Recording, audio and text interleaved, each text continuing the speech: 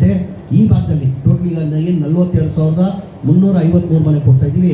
ಕಾರ್ಯಕ್ರಮ ಇಲ್ಲಿ ಮಾಡ್ಬೇಕಂತ ಏನಕ್ಕೆ ತೀರ್ಮಾನ ಮಾಡಿದ್ವಿ ಅಂದರೆ, ನಾನು ಪ್ರಸಾದ್ ಅವರು ಬಂದು ನೋಡ್ಕೊಂಡು ಹೋದೆ. ಆಮೇಲೆ ಚೇರ್ಮನ್ ಅವರು, ಸರ್ ನಾನು ಚೇರ್ಮನ್ ಆಗಿದ್ದೀನಿ, ನನ್ನ ಕ್ಷೇತ್ರದಲ್ಲಿ ತುಂಬ ಚೆನ್ನಾಗಿ ಮನೆಗಳು ಕಟ್ಟವ್ರೆ, ನನ್ನ ಕ್ಷೇತ್ರದಲ್ಲಿ ಒಂದು ಕಾರ್ಯಕ್ರಮ ಮಾಡಿಕೊಡುವ ಅಂತ ಹೇಳ್ಬಿಟ್ಟು ಟೋಟಲ್ ಇದು 1,300 ಮನೆಗಳು ಇರೋದು. ಇದು ಈ ಸೆಕೆಂಡ್ ಸ್ಟೇಜಲ್ಲಿ 1,800 ಮನೆ ಇಲ್ಲಿ ಕೊಡ್ತಾ ಇದ್ದೀವಿ. 1,300 ಮನೆ ಸ್ಯಾಂಕ್ಷನ್ ಆಗಿ ಟೋಟಲ್ ಇರೋದು 1,300 ಮನೆಯಲ್ಲಿ 1,008 ಮನೆ ಈಗ ಕೊಡ್ತಾ ಇದ್ದೀವಿ. ಲಾಸ್ಟ್ ಟೈಮ್ ಮಾಡಿದ್ವಿ ನಾವು 36,789 ಮನೆ ಕೊಟ್ಟಿದ್ದು ನಾವು ಬೆಂಗಳೂರು ಸಿಟಿಯಲ್ಲಿ ಕೊಟ್ವಿ. ಅಲ್ಲಿಂದ ಇಡೀ ರಾಜ್ಯದಲ್ಲಿ ಯಾವ ಡಿಸ್ಟಿಕಲ್ಲಿದೆ ಸಂಬಂಧಪಟ್ಟ MLA ಅಲ್ಲೇ ಇರಬೇಕು, ಡಿಸ್ಟಿಕ್ ಇನ್ಚಾರ್ಜ್ ಮಿನಿಸ್ಟರ್ ಅಲ್ಲೇ ಇರಬೇಕು, ವಿಡಿಯೋ ಕಾನ್ಫರೆನ್ಸ್ ಮುಖಾಂತರ ಮನೆ ಮುಖ್ಯಮಂತ್ರಿನ ಎಲ್ಲರಿಗೂ ಕೊಟ್ಟು ಅದೇ ಥರ ಸಿಸ್ಟಮ್ ನಾವು ಇಡೀ ರಾಜ್ಯದಲ್ಲಿ ಎಲ್ಲ ಡಿಸ್ಟಿಕಲ್ಲಿದೆ. ಎಲ್ಲ ಡಿಸ್ಟಿಕ್ಗೆ ನಾವು ಡೇಟ್ ನಿಗದಿ ಆದ ತಕ್ಷಣ ಎಲ್ಲ ಸಂಬಂಧಪಟ್ಟ ಜಿಲ್ಲಾ ಉಸ್ತುವಾರಿ ಮಂತ್ರಿಗೆ ಹೇಳ್ತೀವಿ.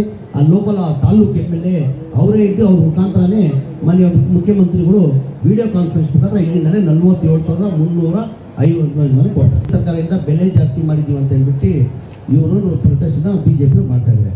ಈಗ ಅವ್ರಿಗೆ ನಾನು ಕೇಳಕ್ಕೆ ಬಯಸ್ತಾ ಇದ್ದೀನಿ, ಡೀಸೆಲ್ ರೇಟ್ 2 ರೂಪಾಯಿ ಹೆಚ್ಚು ಮಾಡಿದ್ದಾರೆ, ಗ್ಯಾಸ್ ಸಿಲಿಂಡರ್ ರೇಟ್ 50 ರೂಪಾಯಿ ಹೆಚ್ಚು ಮಾಡಿದ್ದಾರೆ.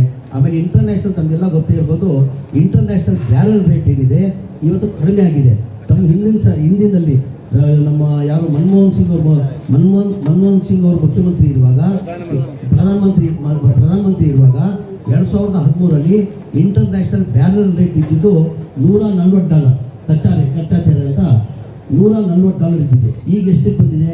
$71 ಬಂದಿದೆ. ಆ ಟೈಮಲ್ಲಿ ಡೀಸೆಲ್ ಎಷ್ಟು ಕೊಡ್ತಾ ಇದ್ವಿ ನಾವು, ಪೆಟ್ರೋಲಿಗೆ ಎಷ್ಟು ಕೊಡ್ತಾ ಇದ್ವಿ?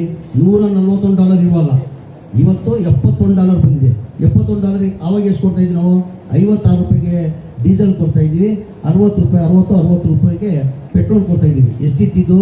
$141 ಇರುವಾಗ ಈಗ ಡಾಲರ್ ಕಡಿಮೆ ಆಗಿಬಿಟ್ಟು ಇವ್ರು ಕೊಡ್ತಾವ್ರು ಅಂದರೆ ನೀವೇ ಅರ್ಥ ಮಾಡ್ಕೊಬೇಕು. BJP ಯಾವುದು ನೋಡಿ, ಕಾಂಗ್ರೆಸ್ ಪಕ್ಷದ ಇತಿಹಾಸ ತೆಗಿದೆ. ನೀವು ಚುನಾವಣೆ ಯಾವಾಗ ಬರ್ತದೆ, ಜನಗಳು ಮಧ್ಯದಲ್ಲಿ ಹೋದರೆ ನಮ್ಮನ್ನ ಸಾಧನೆಯನ್ನು ತೋರಿಸಿ ನಾವು ಮತ ಕೇಳ್ತೀವಿ.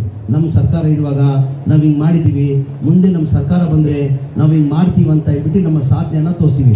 ಯಾವತ್ತನ BJP ಅವರು ಸಾಧನೆಯನ್ನು ತೋರಿಸಿ ಮತ ಕೇಳಿದ್ರೆ ತೋರಿಸಿ, ಬರೀ ಹಿಂದೂ ಅವ್ರ ಸಾಧನೆ 0, ಏನೇನೂ ಸಾಧನೆ ಇಲ್ಲ. ಬರೀ ಹಿಂದೂ ಮುಸಲ್ಮಾನ್ ಅವ್ರಿಗೆ ಹಿಂದೂನೂ ಬೇಕಾಗಿಲ್ಲ, ಯಾವ ಮುಸಲ್ಮಾನೂ ಬೇಕಾಗಿಲ್ಲ. ಅವ್ರು ಬೇಕಾಗಿರೋದು ಅಧಿಕಾರ, ಕುರ್ಚಿ.